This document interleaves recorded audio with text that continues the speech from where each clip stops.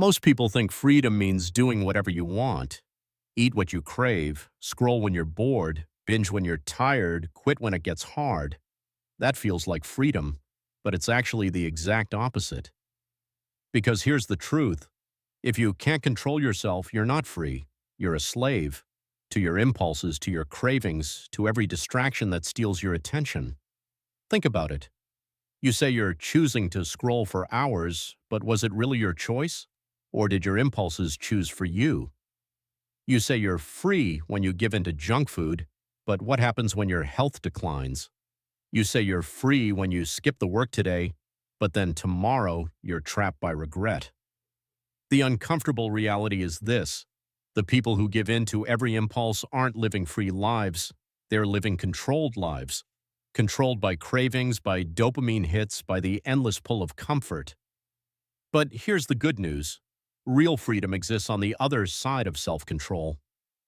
When you master your impulses, you stop being dragged around by your urges and start steering your own life.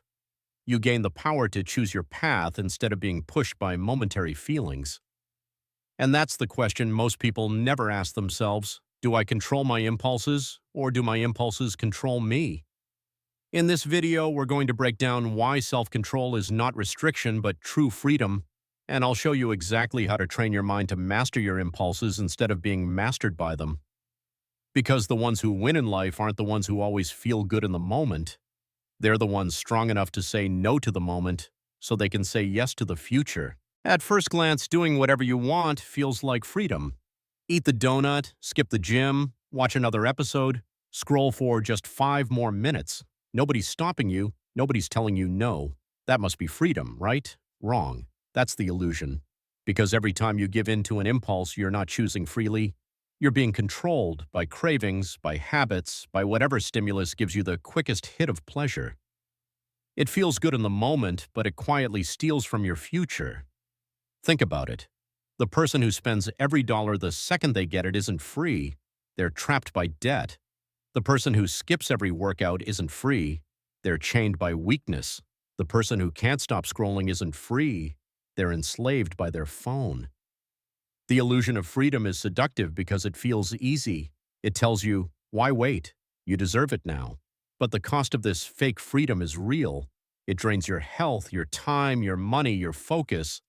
And once you give enough power to those impulses, they don't just knock at the door, they own the house.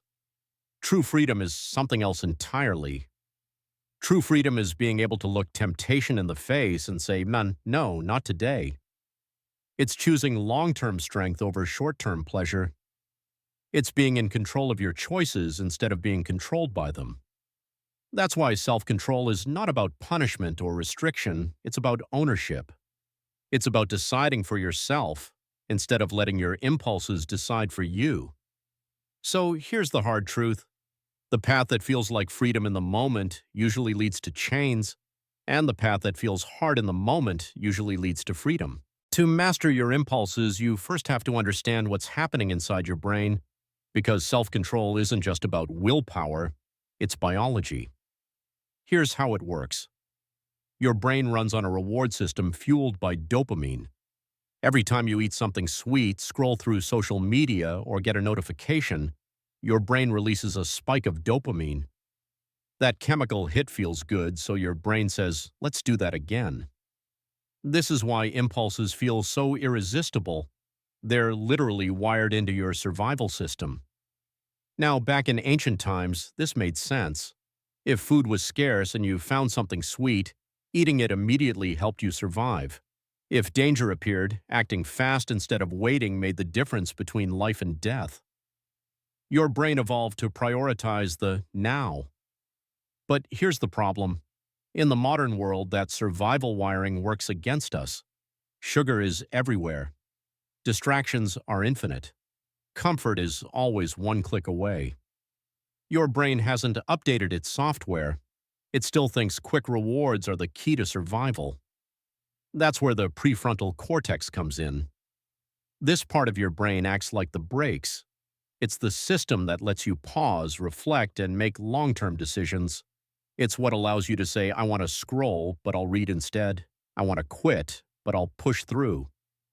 But here's the catch: the prefrontal cortex is weaker than the dopamine system. It's like having a disciplined soldier fighting an army of cravings. If you don't train it, the impulses win. That's why self-control feels so difficult, because biologically it is. The good news, just like a muscle, self-control can be trained. Every time you resist an impulse, and even a small one, you strengthen that part of your brain. You're literally rewiring your neural pathways to favor discipline over distraction. And this is where the real shift begins, realizing that impulses are not commands, they're suggestions, and with training you get to decide whether to follow them. Most people think self-control is about restriction. They hear the word discipline and picture rules, limitations, and saying no to everything fun. But here's the paradox. Self-control is not restriction, it's freedom. Think about it. The person who can't stop eating junk food isn't free. They're trapped by cravings. The person who can't put down their phone isn't free. Their attention is owned by algorithms. The person who can't resist impulse spending isn't free. They're chained by debt. But the person who has self-control, that person is free, free to choose health over cravings, free to choose focus over distraction, free to choose long-term growth over short-term comfort. Self-control is freedom because it breaks the chains of addiction. It gives you the ability to live on your terms instead of being dragged around by impulses. When you master yourself, you're no longer a prisoner to the world's endless temptations. It's like this. A ship without a captain drifts wherever the waves take it. That might feel easy at first, no effort, no resistance, but eventually it crashes. A ship with a captain, on the other hand, may face storms and winds, but it stays on course and reaches its destination. Self-control makes you the captain of your life. And here's the deeper truth. Self-control is what creates options. Without it, you don't really get to choose. You're forced into whatever feels good in the moment. With it, you can pause, reflect, and make the decision that serves your future. So when you hear the word discipline, don't think of it as chains. Think of it as the key that unlocks true freedom. Because the people who can master their impulses aren't the ones living less, they're the ones living more. All right, we've talked about why self-control matters.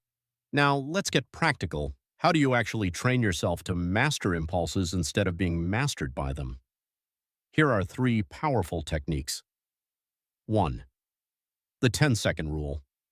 When you feel the urge to check your phone, to eat the snack, to quit early, pause for 10 seconds. Breathe, count it out. This micro-delay trains your brain to see impulses for what they are. Temporary waves, not commands. Most urges vanish if you give them a moment to pass. 2. Discomfort training. Your brain treats discomfort like danger, but discomfort is actually the gym where self-control grows. Take cold showers. Do 1 extra rep at the gym. Delay your morning coffee by 30 minutes. These small challenges rewire your brain to tolerate discomfort instead of running from it. And once you build that tolerance, you can handle bigger battles, like resisting distractions or pushing through fatigue. 3. Environment design. Willpower is limited. That's why you should stop relying on it alone. Instead, shape your environment so impulses never get the chance to take over. Delete the apps that waste your time. Keep junk food out of your house. Put your phone in another room while you work. Self-control doesn't mean fighting constant temptation. It means making temptation harder to reach. 4. Micro wins and compounding. Don't aim to conquer every impulse at once. Focus on small victories. Every time you resist, whether it's skipping the cookie, staying off social media, or finishing the last 5 minutes of a workout, you're stacking proof for your brain that you are in control. These micro wins compound into unstoppable confidence. The key is this: impulses aren't enemies you destroy once. They're waves that come every day. Your job isn't to make them disappear, it's to practice surfing them. And every time you do, you strengthen the muscle of self-control. Because in the end, freedom isn't about avoiding struggle, it's about having the strength to face it and choose the future over the moment. Here's the secret most people miss. Lasting self-control isn't about tactics, it's about identity. If you see yourself as someone who's trying to have more discipline, you'll always feel like you're fighting uphill. But if you see yourself as someone who is disciplined, the fight changes. You're not forcing yourself anymore. You're simply living as who you are. Think about it like this. A smoker who says, "I'm trying to quit," is still identifying as a smoker. But a smoker who says, "I don't smoke," has already shifted identities. One is battling temptation, the other has closed the door completely. That's how self-control becomes effortless. When it's not something you do, it's something you are. So, how do you create this shift? Step 1. Claim it. Start telling yourself, "I am the kind of person who controls my impulses." Say it out loud, write it down, repeat it until it feels natural. Step 2. Prove it with action. Identity isn't built by words alone. Every time you resist an impulse, you cast a vote for your new self. You're saying, "This is who I am now." Even tiny wins reinforce the identity. Step 3. Reinforce it daily. Create rituals that anchor the identity. Maybe it's journaling about your small victories. Maybe it's a morning routine that begins with discipline. Maybe it's simply reminding yourself, "I choose long-term freedom over short-term comfort." Over time, this identity becomes your default. You won't feel like you're constantly fighting impulses. You'll feel like the kind of person who simply doesn't give in. That's the ultimate level of freedom, not having to negotiate with yourself every time temptation knocks, because the answer is already built into who you are. So don't just practice self-control, become self-control. That's where true power lives. So let's bring this home. Most people think freedom means doing whatever you feel like in the moment. Eat what you want, scroll when you want, quit when you want. But look closer.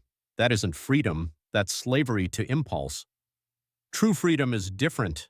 True freedom is having the power to say no when your impulses scream yes. It's choosing the long-term path that builds your future instead of sacrificing everything for comfort today. Because the truth is, self-control beats talent. Self-control beats luck. Self-control beats motivation. Talent may give you a head start, but discipline decides who finishes, and those who master themselves always rise above those who don't. Every time you resist a distraction, every time you delay gratification, every time you hold the line when quitting feels easier, you're not losing out, you're building power, you're becoming stronger than the world around you. Self-control is freedom. It's the key to health, to focus, to resilience, to success. And the best part? It's a skill. You don't need to be born with it. You can build it. One choice, one impulse, one moment at a time. So here's the challenge. Stop giving your freedom away to every craving, every ping, every shortcut. Start reclaiming it. Because once you master your impulses, there's nothing in this world that can control you. And remember this, the strongest person isn't the one who always gets what they want. It's the one who doesn't need to. If you're ready to keep building the discipline, patience, and mental strength most people never will, then subscribe to Unbreakable Mind. This is where we train to take back control and live with true freedom.